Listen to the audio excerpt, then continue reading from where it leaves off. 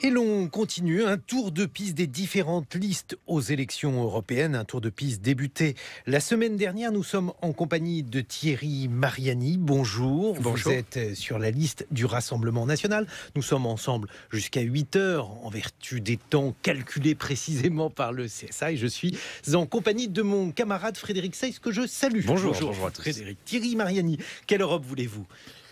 On veut d'abord une Europe, mais on veut une Europe différente. C'est-à-dire qu'on veut une Europe en réalité qui protège ses frontières, on veut une Europe qui protège ses travailleurs ou qui protège ses entreprises. On veut une Europe qui soit aussi réellement indépendante et pas soumise à certains grands frères. Voilà. On peut aimer l'Europe, mais en regrettant la politique de M. Juncker et en voulant une autre. Voilà. On peut aimer la France en regrettant la politique de M. Macron, mais c'est la même chose pour l'Europe. Et donc le Rassemblement national et la liste que nous présentons est très claire là-dessus. Avec nos alliés italiens, autrichiens, nous voulons changer l'Europe de direction. Qui sont ces grands frères ? Ces grands frères, je pense aux États-Unis, soyons clairs. Je veux dire, tout à l'heure, j'écoutais la revue de presse, vous parliez des États-Unis qui relancent leurs sanctions contre l'Iran. Iran, Venezuela, Russie, vous voyez qu'à chaque fois, les États-Unis prennent une position et que l'Europe suit. Moi, je rêve d'une Europe indépendante comme le voulait le général de Gaulle. Frédéric Seyss. Indépendante, certes, mais vous êtes aussi l'un des artisans, l'un des avocats d'un rapprochement avec la Russie au sein du Rassemblement national. Vous avez d'ailleurs été député des Français de l'étranger pour cette grande zone Asie qui comprend la Russie. Est-ce que dans ce cadre-là, on se rappelle d'ailleurs que Marine Le Pen avait fait un déplacement à Moscou pendant la campagne présidentielle, elle avait rencontré le président Poutine en tête-à-tête. Est-ce que dans ce cadre-là, ce n'est pas passer d'un grand frère à un autre grand frère qui serait le pouvoir russe? Non, parce qu'on a, j'allais dire à la limite, on a besoin de deux grands frères à équivalence. Voilà, moi j'adore les États-Unis. J'en veux pas aux États-Unis d'être forts, j'en veux à l'Europe d'être faible, d'être lâche. La Russie, il faut arrêter, c'est plus une menace aujourd'hui. Est-ce que vous savez que cette année, le budget militaire de la France est supérieur au budget militaire russe? C'est les derniers chiffres de l'Institut de Stockholm. Donc on arrête de dire que la Russie représente une menace militaire, ou alors la France, je le répète, a un budget militaire supérieur. La Russie est quasiment le seul pays à baisser ses dépenses militaires. Vous croyez que quand on veut préparer la guerre, on baisse ses dépenses militaires? Alors arrêtons d'être entraînés par j'allais dire, cette spirale de guerre. L'Europe et la Russie ont des points communs. Il faut renouer le dialogue. Et on a en tout cas des intérêts à partager. Et cette période de tension ouverte avec la crise ukrainienne doit cesser dans l'intérêt mutuel. Thierry Mariani, la Russie n'est pas une menace peut-être en France aujourd'hui, mais elle est une menace par exemple pour le peuple syrien. Un hôpital de la région d'Idleb a été bombardé par des frappes russes cette nuit. Est-ce que ça ne mérite pas à minima une condamnation sévère? La menace pour le peuple syrien, où je suis allé à de nombreuses reprises, c'est le terrorisme. La menace pour les chrétiens d'Orient qui massacrent dans une quasi-indifférence il y a 5-6 ans, c'est le terrorisme et c'est l'islamisme. Alors, excusez-moi, la Russie, comme l'armée syrienne, essaye tout simplement de retrouver une certaine souveraineté dans ce pays, de leur redonner une forme de paix. Dans une guerre, en bombardant des hôpitaux? Comment? En bombardant des hôpitaux? En bombardant des hôpitaux, si ces hôpitaux sont en réalité des QG des terroristes. Je vous rappelle qu'à Idlib, c'est le même groupe terroriste, si j'ai bien écouté vos infos ce matin, qui sont présents au Bénin, c'est-à-dire Al-Qaïda. Donc voilà, c'est pas des gentils. Et si les Russes les combattent, si les Syriens les combattent, eh bien, ça fait des terroristes en moins. Je m'en félicite. Frédéric Seyss. Puisqu'on parle ce matin d'Europe, est-ce que vous souhaitez la fin totale des embargos européens sur la Russie? Votre programme est relativement flou sur ce point. Non, c'est très clair. Comme les Italiens, nous souhaitons qu'il y ait des relations normales. Vous savez... Ce n'est pas ma question, pardon. Est-ce que vous souhaitez la fin totale des embargos? Oui, des embargos économiques, oui, parce qu'en réalité, on se tire une balle dans le pied. Et puis en plus, ces embargos ont été faits en fonction de ce qui arrangeait les Américains. Je vous rappelle que nos produits agricoles sont sous embargo et sous sanction, et que par contre, comme les Américains avaient besoin des Russes pour la station spatiale, le spatial n'est pas dans les embargos. C'est-à-dire que vous allez me faire croire que le spatial est moins stratégique que les pommes. Voyez, arrêtons d'être, je le répète, liés aux intérêts américains. Moi, je crois à l'intérêt de l'Europe et on a intérêt à arrêter ces sanctions et cet embargo. Thierry Mariani, vous étiez jadis aux Républicains, vous avez rejoint le Rassemblement national. Pourquoi avoir fait ce choix alors même que Laurent Wauquiez, François-Xavier Bellamy sont en quelque sorte dépositaires d'une ligne plus conservatrice? Bref, vous auriez très bien pu rester aux Républicains. Si les Républicains avaient tenu le même discours à Bruxelles et à Paris, si les Républicains tenaient les mêmes actes avant et après les élections, oui, je serais resté. Le problème, vous me dites, Laurent Wauquiez et Bellamy ont un discours ferme, vous avez raison. Mais si je puis dire, on a déjà eu le coup avec Copé, on a déjà eu le coup avec Sarkozy.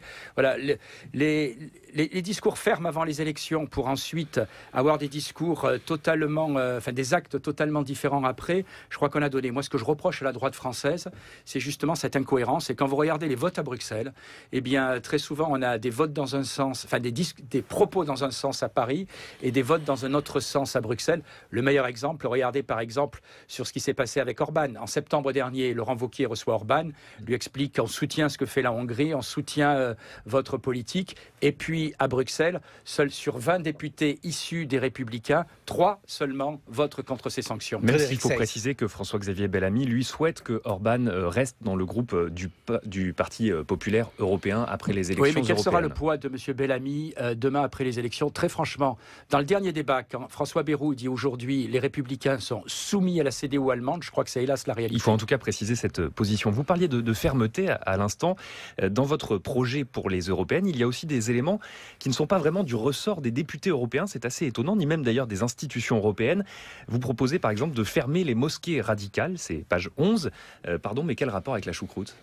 Quel rapport avec la choucroute dans les élections européennes? Ça vous permet aussi de rappeler certaines idées fortes sur lesquelles vous êtes attachés. Puis la lutte contre l'islamisme radical, la lutte contre le salafisme, ça passe aussi par une coopération internationale. Je vous rappelle qu'au niveau européen, il y a des programmes de coopération, notamment Eurojust par exemple. Mais fermer les mosquées radicales, c'est de la prérogative d'un État. Oui, mais pour savoir si elles sont radicales, c'est aussi par moments, grâce à des enquêtes internationales, qu'on arrive à le savoir. Et donc on a intérêt à lutter contre le terrorisme avec l'ensemble des pays qui sont menacés.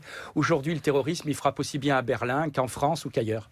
On continue avec vous, Thierry Mariani. Vous représentez la liste du Rassemblement national aux élections européennes. Il y a aujourd'hui une polémique en France autour d'un conducteur de bus de la RATP qui aurait refusé de faire monter dans son bus une femme du fait d'une jupe qu'il jugeait trop courte. Et Jordan Bardella, qui est tête de liste aux européennes du Rassemblement national, considère qu'il faut faire un audit de la situation à la RATP. Est-ce que ça n'est pas peut-être une réponse excessive à ce qui pourrait passer comme un fait divers ?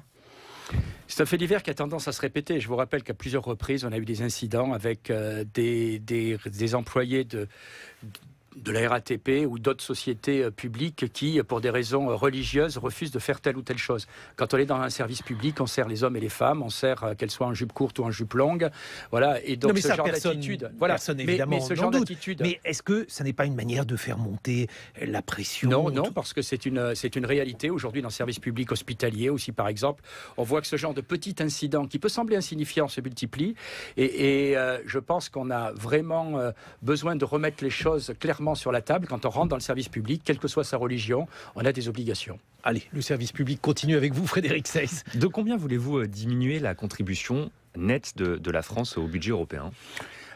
Aujourd'hui, on donne en gros 22 et on reçoit 13, pour faire simple. C'est-à-dire qu'on est en déficit de 8-9 selon les années. Qu'on soit en déficit, c'est normal, parce qu'on est un État plus riche que la moyenne. Mais le déficit, il peut être réduit. D'autre part, je pense que le fait qu'on soit contributeur positif nous donne des droits. Quand, par exemple, certains de nos autres pays veulent réduire la politique agricole commune, qui est la seule politique qui bénéficie vraiment à la France, eh bien, ça nous donne le droit de taper sur le poing sur la table en disant... voulez-vous la supprimer ? Non, on n'a jamais dit qu'on voulait la supprimer. C'est écrit dans votre programme. Commune. C'est écrit suppression de la politique agricole commune, remplacement par une politique agricole française, une PAF. Oui, d'accord. Bon, c'est écrit. Si vous ne connaissez pas votre programme, c'est gênant. Il est évident que la politique agricole que nous souhaitons, c'est un soutien maintenu aux agriculteurs. Je vous rappelle qu'au contraire, c'est le programme d'En Marche, avec ses alliés, plutôt les alliés d'En Marche, qui veulent une réduction de la politique agricole commune de 10%. C'est écrit page 15, je précise pour ceux qui veulent quel que soit le nom, oui, on veut recentrer en réalité la politique commune sur des priorités françaises. Mais il est évident que les moyens financiers de la politique agricole, on veut qu'ils continuent et qu'ils soient maintenus. Mais alors, c'est justement ça qui est compliqué dans votre programme. Et on a du mal à vous suivre, Thierry Mariani, on a du mal à suivre le Rassemblement national, tout simplement parce qu'on a l'impression que vous souhaitez une Europe française qui ne serait donc pas une Europe, et finalement vous souhaitez un Frexit qui ne dit pas son nom. Non, pas du tout. On souhaite une Europe.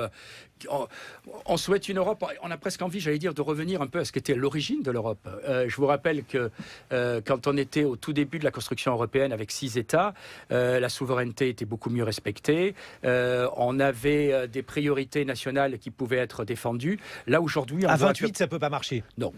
Alors, ça ne peut marcher que s'il y a des programmes, j'allais dire, spécifiques. Alors, il faut faire sortir qui, Thierry Il faut faire sortir personne, mais il faut tout simplement que certains États aient par moment la possibilité de se mettre en dehors dans certains programmes.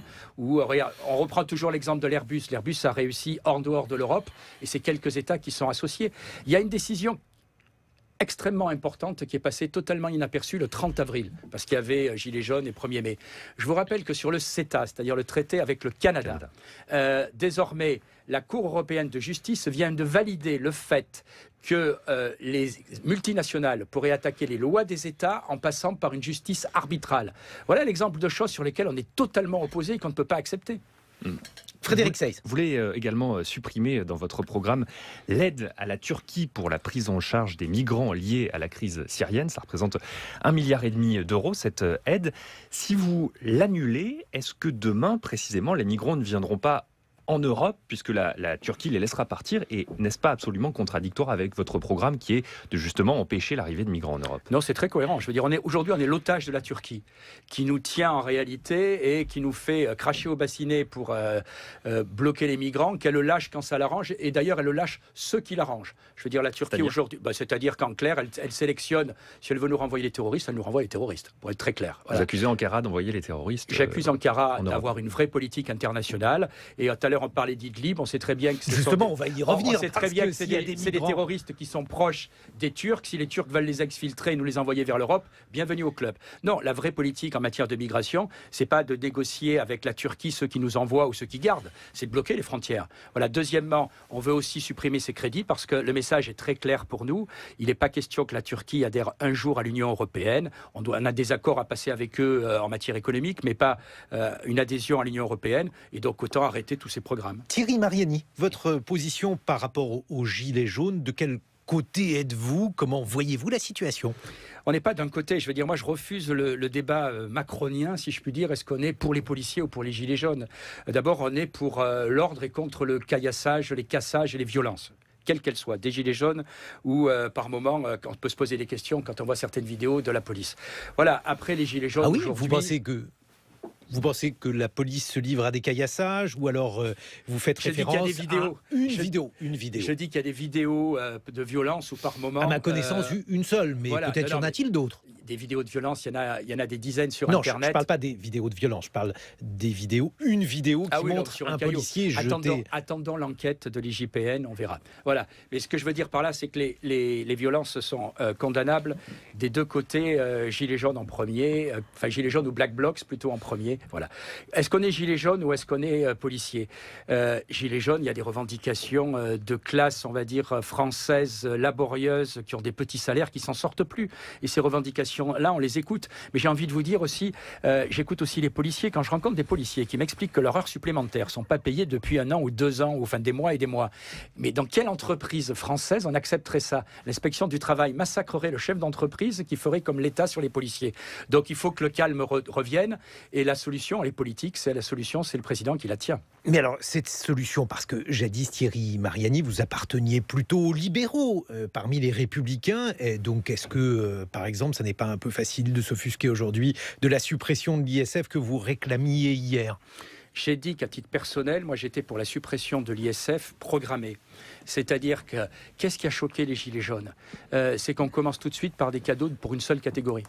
Je persiste à dire, et c'est l'un des très légers points sur lesquels je suis en désaccord avec Marine Le Pen, qu'à terme, il faudra supprimer cet impôt. Mais on a fait les choses à l'envers, d'abord. On a supprimé l'impôt sur les capitaux nomades, en gardant un impôt, je vous rappelle, sur la fortune immobilière, alors qu'à notre avis, c'était l'inverse qu'il fallait faire. Et ensuite, il faut d'abord, si possible, faire des gestes vis-à-vis de la population la plus laborieuse, celle qui est en difficulté, et après pour la population la plus aisée. Frédéric Seyss. Parlons des institutions européennes. Si vous êtes élu demain au Parlement de Bruxelles et Strasbourg, hein, puisque le Parlement européen se réunit dans ces deux endroits.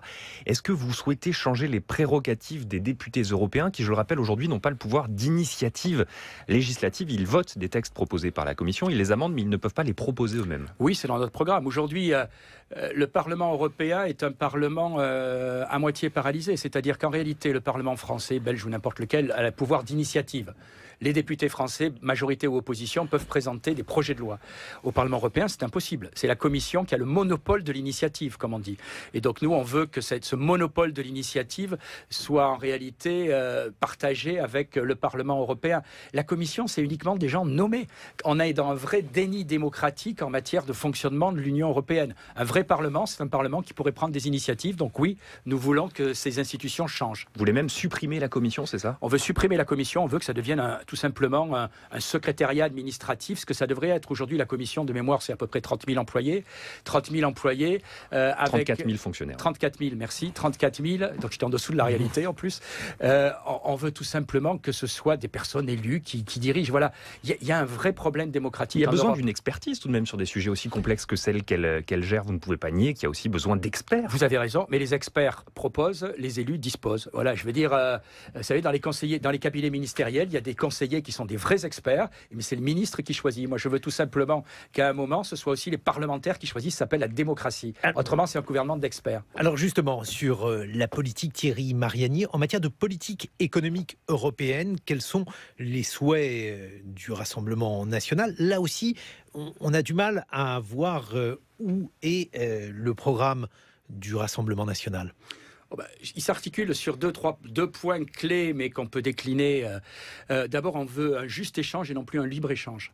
Qu'est-ce que ça veut dire? Ça veut dire qu'aujourd'hui, le libre-échange, nos agriculteurs ou nos entreprises sont en pleine concurrence avec des gens qui ne respectent pas les mêmes obligations. Vous êtes devenu à gauche, quoi? Non, je ne suis pas devenu à gauche, je suis devenu juste. Et d'autre part, il y a des moments où on s'aperçoit qu'il faut des ajustements. Et puis deuxièmement... Vous venez de dire que la gauche, c'est juste. Hein, quoi? Non, la gauche, il y a des choses bien dans la gauche, il y a des choses bien dans la droite. Il y a pas... Oh là, vous êtes devenu macronien. Non, je ne suis pas devenu macronien, je suis devenu pratique. Voilà, je crois... Vous savez, je pense qu'en politique, il faut toujours douter, se poser des questions. Voilà, moi, j'ai pas la vérité. J'essaye de l'approcher. Deuxièmement, il y a le juste échange. Et puis, ce juste échange, eh bien, c'est tout simplement, je le répète, pour mettre nos entreprises à égalité de concurrence avec les autres. Et puis, d'autre part, ce qu'on appelle le localisme, parce que, par exemple, des choses qui viennent de plus loin, forcément polluent plus, coûtent plus, et donc doivent peut-être être taxées plus. Le localisme, c'est favoriser la production qui est proche de chez nous. Une dernière question, Thierry Mariani. Est-ce que vous êtes en faveur de l'austérité ou au contraire radicalement hostile à ce type de politique économique à l'échelle européenne? Je ne sais pas ce que c'est que l'austérité. Moi, je suis pour qu'il y ait une politique juste. Voilà, c'est ni de gauche ni de droite. L'austérité, c'est un concept que veut nous imposer. Est-ce que vous considérez, par exemple, que les dettes doivent être diminuées en priorité, les dettes nationales? Je considère que les dettes doivent être diminuées, mais que la priorité, c'est quand même l'emploi. Et aujourd'hui, l'Union européenne est la zone qui, ces 10 dernières années, a connu la plus faible croissance au monde, parce qu'à force d'être obsédé par l'inflation, on en a oublié que la priorité, c'est de donner un boulot, donner un salaire aux gens. Merci. Thierry Mariani pour la liste du Rassemblement national.